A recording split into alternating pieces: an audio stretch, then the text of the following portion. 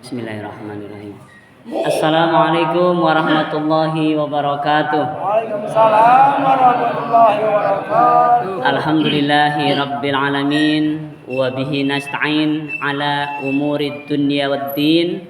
Wassalatu wassalamu ala ashrafil anbiya'i wal mursalin Sayyidina wa maulana Muhammadin wa ala alihi wa ashabihi ajma'in. Amma ba'd. Yang kami cintai Ustaz Nasib, Ustaz Miftah, Ustaz Muntarifin, Ustaz Bang Haji Udin, insyaallah amin.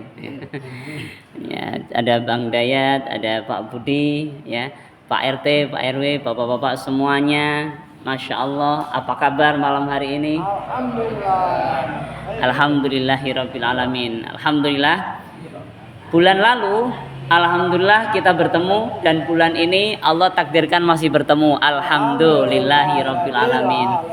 Bulan depan harapannya masih diperpanjang usianya sama Allah. Amin ya rabbal alamin. Bulan lalu kita masih ingat dan sudah diamalkan insyaallah. Ada amalan 40 tahun. Masih ingat ya? Apa? Rabbi auzi'ni an ashkura ni'mataka allati an'amta alayya wa ala walidayya wa an a'mala salihan tardahu wa aslih li fi dzurriyyati inni tubtu ilaika wa inni minal muslimin. Insyaallah semoga sudah diamalkan semua ya. Amin ya rabbal alamin. Bapak-bapak yang dirahmati Allah, malam ini alhamdulillah masuk ke hari keempat ya, insyaallah malam keempat Rabiul Awal, bulan yang dimuliakan karena kelahiran sosok mulia baginda Nabi Muhammad sallallahu alaihi wasallam. Bulan yang kita sering menggunakannya untuk memperingati kelahiran Nabi, mengambil pelajaran dari beliau, mengambil hikmah, mengambil semangatnya, dan untuk menentukan langkah-langkah ke depan hingga malaikat menjemput kita masing-masing. Insya Allah husnul khatimah. Hari demi hari kita menanti itu. Mau dikatakan mau atau tidak, pasti kita menantinya. Mau ketuk pintu dulu atau tanpa ketuk pintu, ya, dia pasti akan datang.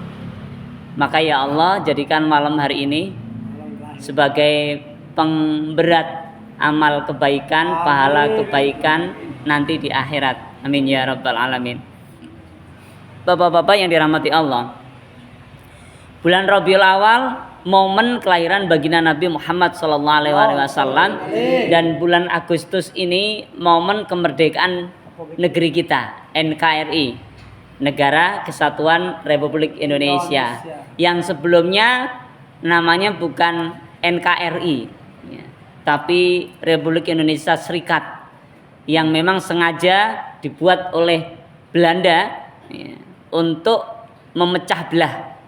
Masya Allah, dengan ide yang cerdas dan usaha diplomasi yang luar biasa dari Muhammad Natsir, seorang ya, anggota dewan kalau sekarang kita katakan.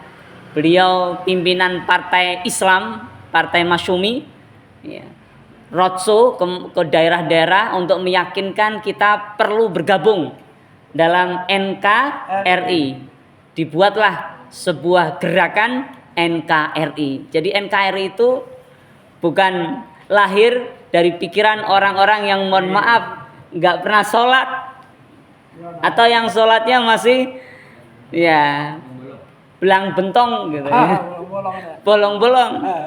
Tapi betul-betul dilahirkan dari orang-orang yang dekat dengan Allah. Alhamdulillah. Nah, Masya Allah. Dan kita lihat mengapa negeri kita ini bisa merdeka setelah konon sejarah mencatat 350 tahun dijajah Belanda dengan berbagai macam kontroversinya. Sejarah juga mencatat bagaimana Jepang dan banyak negara Eropa, Jepang Asia ya, yang kemudian menjajah kita. Kerajaan-kerajaan yang banyak menyebar di Nusantara diganggu oleh penjajah, dan akhirnya semuanya bersepakat ya, untuk bergabung dalam sebuah wadah besar NKRI, atau kita sebut waktu itu belum NKRI tapi Indonesia. Masya Allah, alhamdulillah. Mengapa bisa demikian? Kalau kita lihat sejarah, ini adalah berkah dari adanya Islam. Kenapa demikian, Bapak-bapak yang dirahmati Allah? Karena ajaran Islam adalah ajaran yang memerdekakan, pertama, pikiran manusia. Jadi Islam itu memerdekakan pikiran kita dari penjajahan. Dari mana penjajahannya? Salah satunya penjajahan tradisi nenek moyang. Lo jangan di situ, nanti kemasukan ini, itu kan pohon paling tua di sini. Bisa. Lo harus taat sama itu. Harus patuh, disuruh apa saja. Dia itu orang mulia, orang suci, keturunan Nabi. Lo harus ini, kalau ke kuburan minta tuh, kalau mau ngitanin, nyunatin anak, ya minta biar selamat, ya, minta ke almarhum nenek moyang kita. Nah, itu khurafat-khurafat, keyakinan-keyakinan yang dalam ajaran Islam harus dihilangkan. Ya, itulah kebebasan pertama, yaitu kebebasan berpikir. Kemerdekaan pertama, kemerdekaan berpikir. Saat orang-orang menyembah berhala, maka pikiran Islam dikembangkan. Mengapa kamu tidak berpikir bahwa yang kamu sembah tidak bisa memberikan apapun kepadamu, tidak bisa menolong apapun kepadamu? Iya, Masya Allah. Akhirnya orang berpikir, oh iya ya, kalau gitu siapa ya Tuhan kita? Islam mengajarkan, Al-Quran menerangkan Tuhan kita semua, makhluk di alam semesta ini adalah Allah Subhanahu wa ta'ala. Masya Allah. Allahumma sholli ala Muhammad. Nah, kemerdekaan berpikir itu mengantarkan kepada ketauhidan. La ilaha illallah. Tidak ada yang ditakutin selain Allah. Kemerdekaan berpikir itu mengantarkan seorang memiliki keberanian, as-syaja'ah. Kenapa? Lagi-lagi, la haula wala quwwata illa billahil aliyil azim. Tidak ada yang berkuasa kecuali hanya Allah lah yang paling berdaya, yang paling berkuasa. Masya Allah. Itu ajaran Islam, Masya Allah. Dan itu diteruskan oleh para sahabat, ya, tabi'in, tabi'in, para alim ulama sampai sekarang. Dan prinsip-prinsip kemerdekaan itu bersandingan dengan prinsip-prinsip yang lain. Apa salah satunya? Egalitarian. Egalitarian itu, Bapak-bapak yang dirahmati Allah, adalah kesetaraan. Kata Nabi, la farqa bainal Arab wal Ajam. Enggak ada beda antara orang Arab dan bukan Arab. Apa yang membedakan? Ketakwaannya saja. Siapa yang tahu ketakwaannya asli? Hanyalah Allah Subhanahu wa ta'ala. Lalu bagaimana kita mengapresiasinya? Dengan karakter, dengan perilaku. Belum tentu juga orang yang sopan, yang baik kata-katanya, tutur katanya, dia lebih bertakwa, belum tentu. Jangan-jangan dia sopan samanya, tapi sama Allah dia nggak mau ibadah. Gitu. Ada juga orang yang taat gitu, 5 waktunya rutin, tapi ternyata sesama hamba, sesama manusia nggak bisa berkata-kata baik, sering menyakiti hati misalnya. Maka enggak juga, itu bukan tanda orang yang bertakwa. Ada juga yang mungkin kita dengar, bagaimana orang menyampaikan Islam, sorbannya menjuntai sampai ke lantai, tapi KDRT, menyakiti istrinya, ya. Istri wanita lemah dipukul, misalnya, ya, itu fakta, ya. Dan banyak lagi kasus-kasus para penceramah, tokoh agama, semoga kita dilindungi oleh Allah. Amin. Tapi ternyata, Masya Allah, begitu. Artinya apa? Pikirannya belum dimerdekakan karena Islamnya masih terkooptasi, masih dipengaruhi oleh hawa nafsunya. Oleh karenanya Bapak-bapak, Nabi mengajarkan Allahumma ati nafsi taqwaha wa zakkiha anta khairu man zakkaha anta waliyuha wa maulaha. Ya Allah, berikanlah kepada jiwaku ini, hawa nafsuku ini, takwaha, ketaatannya. Kita minta ketakwaan itu kepada Allah. Bukan sekedar mendekati orang baik, tapi kita minta kepada Allah. Dan itu terus-menerus dilakukan para nabi, para rasul, para sahabat, tabi'in, tabi'in, alim ulama, sampai kita semua. Dan prinsipnya setiap orang Islam punya amanah untuk menyampaikan kebenaran. Balighu anni walau ayah. Allahumma shalli ala Muhammad.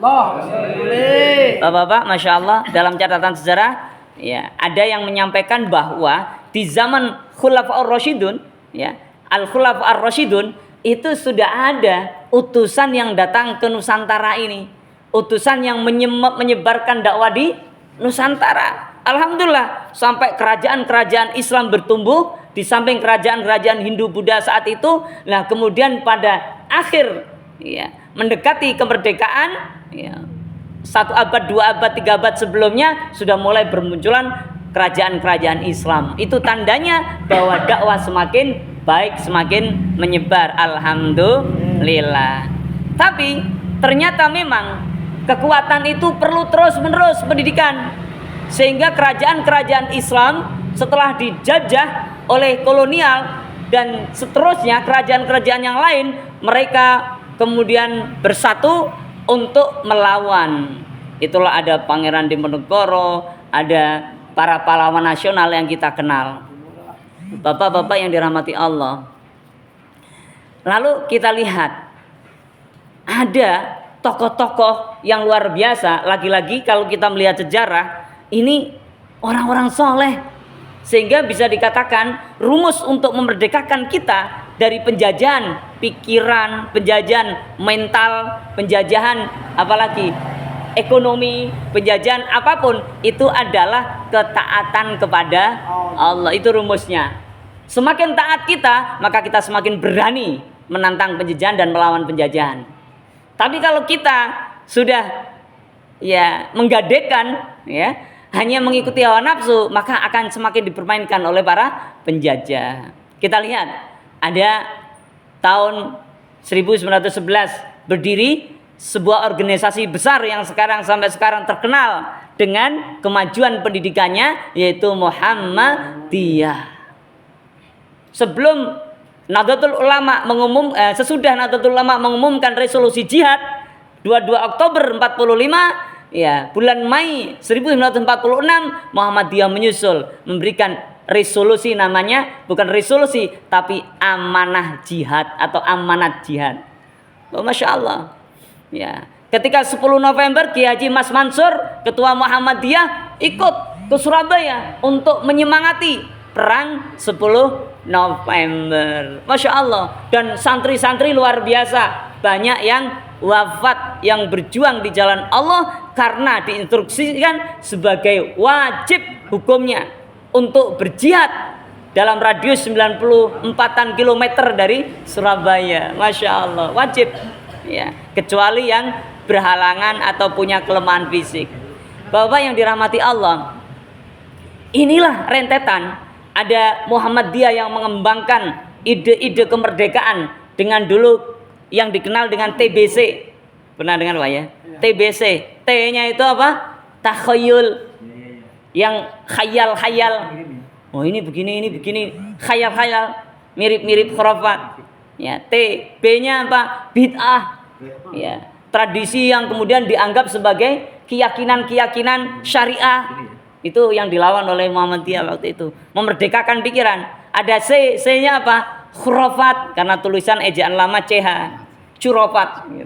Khurafat. Jadi ini tagline-nya Muhammadiyah ketika itu TBC, bagian dari berkah, barokah, mengambil pelajaran, hikmah dari perjalanan Nabi Muhammad memerdekakan pikiran umat Islam, memajukan pendidikan. Akhirnya dibuatlah sekolah-sekolah, rumah sakit dan sebagainya. Sehingga ketika perang 10 November mempertahankan kemerdekaan pada sebelumnya, yaitu tahun 45 bulan Agustus, ya, itu rumah sakit Muhammadiyah banyak menampung para korban. Masya Allah. Allahumma sholli ala Muhammad.